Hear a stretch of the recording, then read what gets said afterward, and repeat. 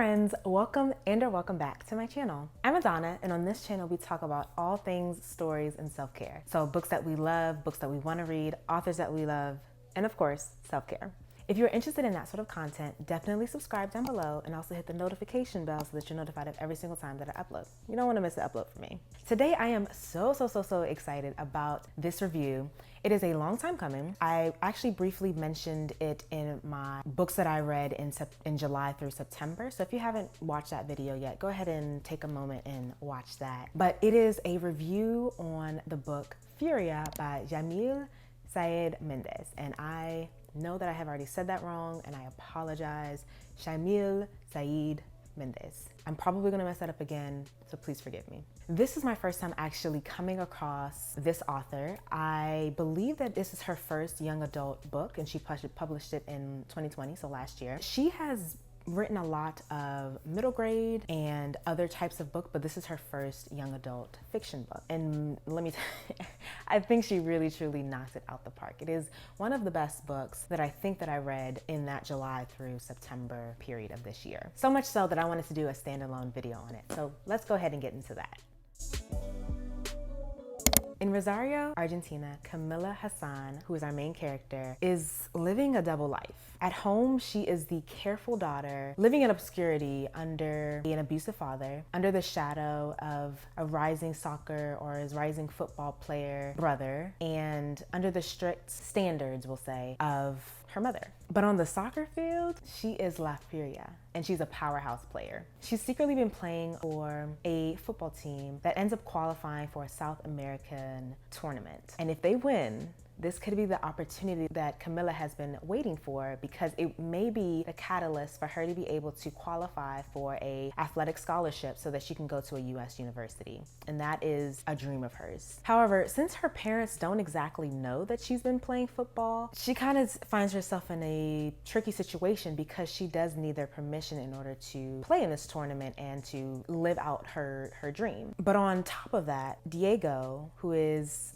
a boy that she actually grew up with and has fallen in love with, is back in town. And unfortunately, the love is still there. And now she has to contend with the love of her life, Diego, and living and experiencing life with him, or having her own ambitions and being the best soccer player or football player that she can be and focusing on her passion of football. Her life then gets complicated in a way that she can no longer hide, and she can no longer keep all of these secrets. She's forced to make her mark on the world. And even though this world doesn't necessarily make space for girls like her, she still lives out and follows her dreams and ambitions. And so in this book, Saied Mendez captures both the beauty of football and the depth of its political power. Sports do a lot of times intersect with gender and class and race and identities across the world. And there is so much ground that has to be covered in telling the stories where these intersections happen. And this is essentially what this book is about.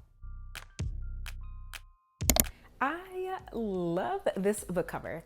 There is only one cover version for this book, and it features I can only describe it as like a cartoon-like drawing of a young girl whose face is kind of slightly tilted to our right, and her eyes are like locked in with the viewer. The expression on her face is one of defiance, and it's almost like she's looking at you and she's like daring you to look away. Like, you know what I mean? Like that, like, I dare you. So I love it. I love that it speaks to kind of like the determination of who she is. You kind of see like she's not one that's gonna back down. We also see that the lettering of the word Furia is this bright fury red, and it just kind of fights for it commands your attention. It doesn't even fight, it just commands your attention. It tells you, look at me. Here I am. I think that this cover really speaks to who Furia is. It is that like defiance of, yeah, I'm a female, I'm a woman, but I dare you to not let me explore my ambitions. I dare you to think that I'm not going to achieve my goals, that I'm going to give up or I'm going to falter. There's just an determination in her eyes, and I think that really speaks well to who this character ends up being. So to be honest with you, all of these characters are incredibly flawed in this book, but I really do appreciate how Saied Mendez was able to write each of these characters in a very authentic way. Being a young woman, I can definitely identify with Camilla in her, at first, seemingly soft demeanor, you know, not draw too much attention to herself, but also has dreams and ambitions and goals and wants to make a mark on the world. I didn't quite experience life, obviously, in the way that she did, her having grown up in South America, but there are definitely a lot of parallels that I can derive from her experiences. Her struggles navigating life as a woman and as a woman of color, I think, are very authentic in the way that the author wrote her. And she seems like a very realistic character for anyone to really identify with. So for that, of course, I have to say that she is my favorite character. This is like a running theme where I have a hard time being able to pick one character that I identify with the most, or that I would consider my favorite, and I always end up copping out and like picking the protagonist. It's really hard though. She's a character that you just kind of, it's like, oh, you are me and I am you, and we are the same. But I would say that she is probably my favorite character. However, if I had to challenge myself and not consider our protagonist my favorite character, I would definitely, I think, say that Camilla's mother would probably be a close second. I really empathize with her mother's story, because in this story, Camilla's mother is one of the people that Camilla actually wants to understand Camilla's perspective, and in some ways she should. Her mother actually herself wanted to play football when she was younger and wasn't afforded the opportunity because she was a girl. And it's very similar to Camilla's story of how, you know, even though football for women is technically legal, it's still socially shunned, and it's not something that is the place for where a woman should be or how she should be behaving, what she should be doing. And so her mother does identify or sympathize with Camilla's desire, but lets her own experiences cause her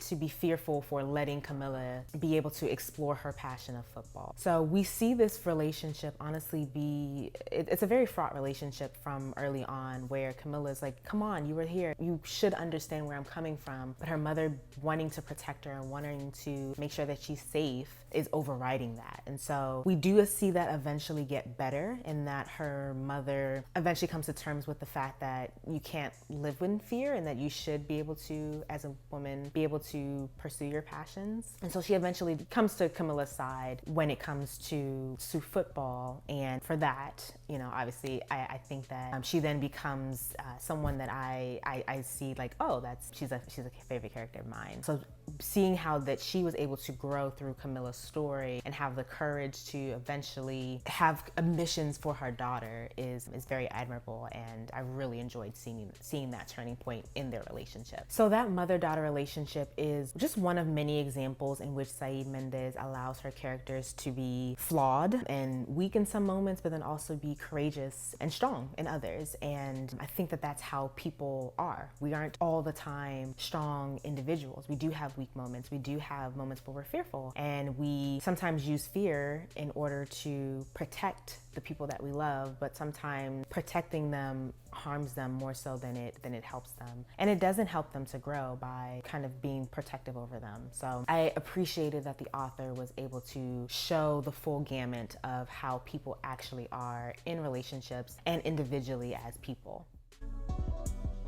In this book, there are quite a few key themes, topics, subject areas, what have you, that we actually are able to explore and address in this book. And then there's also quite a few themes that weren't addressed. So things that were addressed. So in this book, we do address feminism, and we do address sexism against women. We also address violence against women, and we see examples of that in assaults, where there are some women that go, or young girls that go missing, and there aren't efforts to find them. We also see this as an example through domestic violence, in the fact that Camilla's father is actually abusive emotionally and physically towards both Camilla and her mother. We explore and see how these women, in the example of assaults against women or sexism, where these women actually rise up, and the fact that they're actually playing football is a sign of, hey, women should be equal. Football isn't only for one gender, it is for all genders, and it comes through in the passionate way that Furia or Camilla is talking about football. It comes through when her best friend, I want to say her name is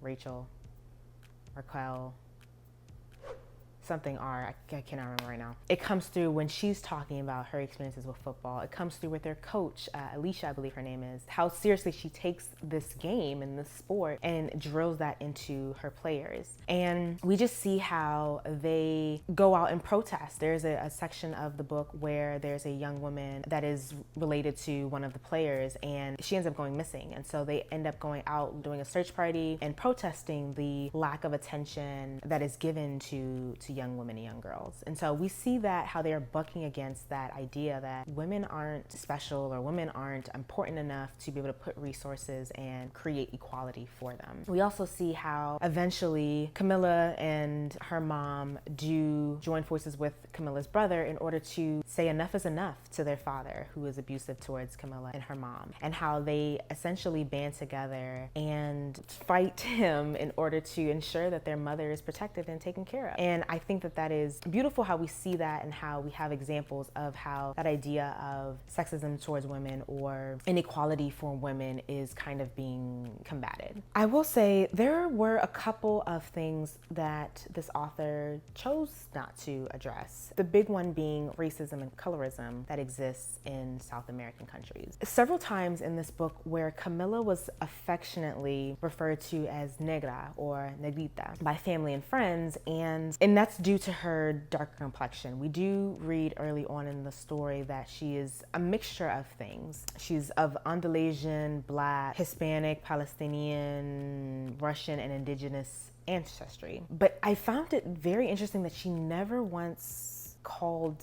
them out for those displays of colorism. She never once said, or even not even if she didn't say it, she just never even considered, hey, why are they calling me this, or felt any sort of way about it. It was just like they called her that, and there was no reaction to it. The author says that ideally Camilla would have mentioned something or said something, but that it would be unrealistic for her character because her life is already at risk when it comes to her gender. So her life is already at risk at being a woman. And I kind of had to side eye that because let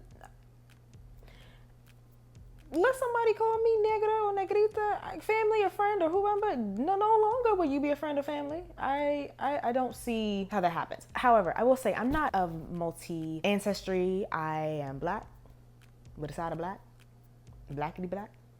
And I can't necessarily identify fully with that. So I can recognize my inability to see maybe her perspective. I also never grew up in a small town in South America, so maybe there are differences there. But I will say that I am Black, but I am also a woman. So it's a little strange to me to try to separate the two. I feel like if someone threatens me because I'm Black, me being a woman wouldn't save that. And if they threaten me because I'm a woman, me being Black would not save that, if that makes sense. So they can't be separated, or perhaps they can. Maybe there are some cases where people can exist in societies where the two aren't necessarily combined continuously. So I side-eyed that part, the fact that not only was Camilla not addressing the racism or colorism that was afflicted upon her, but that also the author intentionally chose to not have this character address it. And so I think that was perhaps a missed opportunity, but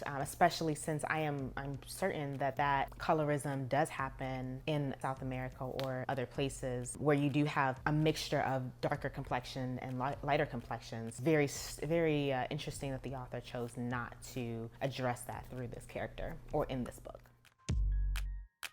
Like I said, I loved this book. I truly loved it. I read it probably in like a week. It's no shocker. All of the books that I really, really love, I'm like, I cannot put them down. I rated it a 4 out of 5 stars. I think that it is beautifully written and it is authentically real, and it gives the real and shows the real challenges that Camilla faces. You can see who she is and kind of take that experience and kind of apply it to your own life. And I think the author wrote all of the characters in a way that they are flawed, they are human, but they are authentic and they are real. However, I did have to knock down a star just because, back to that key theme, I think we really did miss an opportunity to address a huge injustice, and that being racism. I get that we talked about sexism, I understand we talked about feminism and violence against women, and those are all super, super important topics and areas for us to discuss, but it is, in my opinion, inadequate to have a lack of address to colorism. It just seems like a missed mark to me. I think that there could have been a way to, even if it wasn't that Camilla said something to family members, but even just a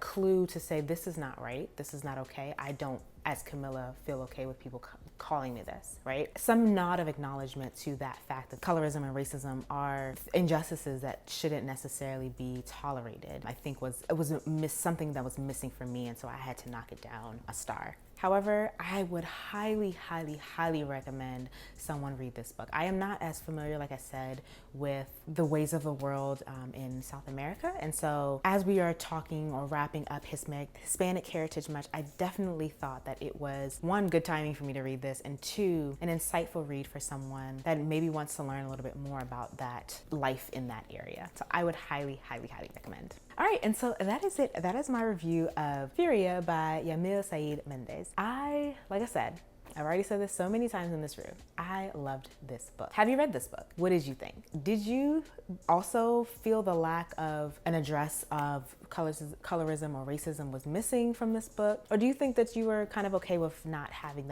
any of that topic addressed or included? Do you like the cover? Does it speak to you? I really want to know what your thoughts are. I have mentioned this on my channel before, but I am definitely a champion for women of color, for people of color in the Africans in the diaspora, women Africans in the diaspora. I am all for authors whose stories are not told being brought to the forefront. And so I hope that in this review of Furia that you were able to find another author like I did that I had never heard of, or that you have never heard of, and maybe potentially would consider reading some of their work. Let me know what your comments are down below. If you thought I missed the mark, if you thought that I was completely tripping on the negrita, I don't think I was. I mean, call me out my name. It's gonna be a problem, but I don't know. Let me know what your thoughts are. Really curious to see what people think about this book. All right, if you are new, like I said, and you enjoyed this video, definitely give it a thumbs up. It helps this channel be brought in front of other people. If you haven't subscribed yet, definitely click the subscribe button so that you're notified of click the subscribe button and also hit the notification bell so that you're notified of every single time that I upload. And I'll see you next time. Thanks so much for stopping by. See ya.